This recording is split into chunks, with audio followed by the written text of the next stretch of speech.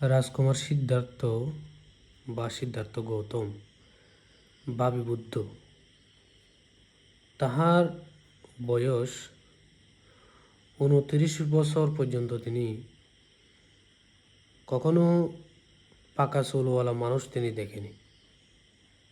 তিনি সামডিলা মানুষ দেখেনি, বৃদ্ধ মানুষ দেখেনি, রোগী মানুষ দেখেনি।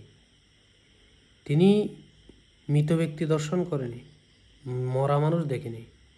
মানুষ যে মৃত্যুবরণ করে, সকল প্রাণী যে মৃত্যুর অধীন, সেটা তিনি অনুভব করতে পারেনি। কারণ হচ্ছে রাজা শুদ্ধোধন সেটা অনুভব করতে দেয়নি। কারণ সিদ্ধার্থ গৌতম জন্মের পর যখন তাহার নামকরণ করা হচ্ছিল, তখন কুমারের ভবিষ্যৎবাণী করার জন্য 8 জন জ্যোতিষীকে নিমন্ত্রণ করা হয়েছিল রাজ দরবারের মধ্যে, রাজপ্রাসাদের মধ্যে। তখন তাহারা ভবিষ্যৎবাণী করেছিল যে এই সন্তান জগৎ শ্রেষ্ঠ বুদ্ধ হবেন, তিনি সংসার ত্যাগ করবেন, গেরুয়া বসন পরিধান করবেন, তখন তিনি বুদ্ধ হবেন, এরকম ভবিষ্যৎবাণী করেছিল। এবং আরও একটি ভবিষ্যৎবাণী করেছিল যে তিনি যদি সংসারে যদি থেকে যান, তাহলে তিনি রাজ চক্রবর্তী রাজা হবেন।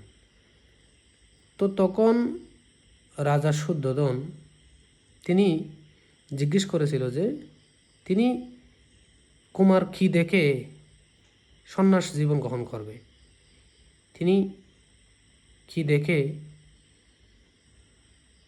পূর্বনিমিত্ত কী আর কি, তিনি গৃহত্যাগ করার পূর্বনিমিত্ত কী, এরকম জিজ্ঞেস করেছিল।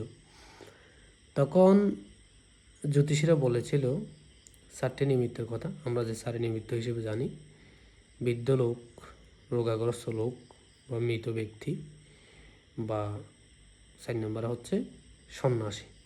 এ 4টি লোক, 4টি নিমিত্ত তিনি দর্শন করে তিনি সন্ন্যাস জীবন গ্রহণ করবেন, গৃহত্যাগ করবেন, এরকম ভবিষ্যৎবাণী শুনে রাজা শুদ্ধোধন পুত্র দীর্ঘ সময় অপেক্ষার পর, সাধনা সিদ্ধি হওয়ার পর একটা সন্তান মাত্র জন্ম নিলেও এমনত অবস্থায় তিনি আবার সংসার ত্যাগ করবে, কীটি করবে, ওই ভয় তার মধ্যে কাজ করছিল।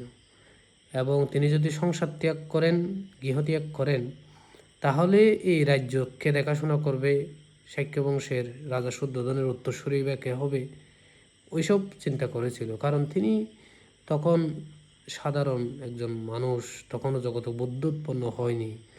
মানুষের মধ্যে খেয়েও বুদ্ধ কী, বুদ্ধ কেন, বুদ্ধ কীরকম, কোনো ধারণাই মানুষের মধ্যে ছিল না। তো সে কারণে রাজা শুদ্ধোধন বুদ্ধের গুরুত্ব তিনি বুঝতে পারেনি। তাই সন্তানকে সংসারের মধ্যে আবদ্ধ রেখে তিনি খুব চেষ্টা করেছিলেন যা কিছু দেওয়া দরকার, বিনোদন, হাসি খুশির ব্যবস্থা, খেলাধুলা, যত ধরনের ভোগবিলাসের যে বিষয়গুলো আছে, ওগুলো সব কিছু দেওয়ার চেষ্টা করেছেন, কিন্তু তবু তাকে আটকে রাখতে পারেনি। এবং এই 29 বছর বয়স পর্যন্ত রাজা রাজ্যের মধ্যে ঘোষণা করেছেন রাজকুমারের সামনে বৃদ্ধ লোক, রোগাগ্রস্ত লোক বা সন্ন্যাসী এবং মৃত ব্যক্তি, এরা যেন কুমারের সামনে যেন না আসে, ওই ব্যবস্থা তিনি করেছিলেন। একদম 29 বছর বয়সের দিকে গিয়ে তখন তিনি যে নিমিত্ত দর্শন চারিদিকে এই রাজোদ্যানে বের হয়েছিলেন পরিভ্রমণ করার জন্য, তখন তিনি বৃদ্ধ ব্যক্তি দেখলেন একজনকে, রোগাগ্রস্ত একজনকে দেখলেন, তারপর হচ্ছে এই মৃত ব্যক্তিকে দেখলেন, সন্ন্যাসী দেখলেন। তারপর তিনি মনস্থির করেছেন যেই জীবন আমাকে দুঃখ দেয়, যে জীবন আমাকে রোগাগ্রস্ত করে, ব্যাধিগ্রস্ত করে, যে জীবন ত্যাগ করে আমাকে মৃত্যুর স্বাদ গ্রহণ করতে হবে, তাহলে এমন জীবন আমি কেন রাখবো, কেন চাইব? ওই চিন্তা ভাবনা থেকেই তিনি সংসার ত্যাগ, ওই সন্ন্যাসীর পথ তিনি বেছে নিয়েছিলেন।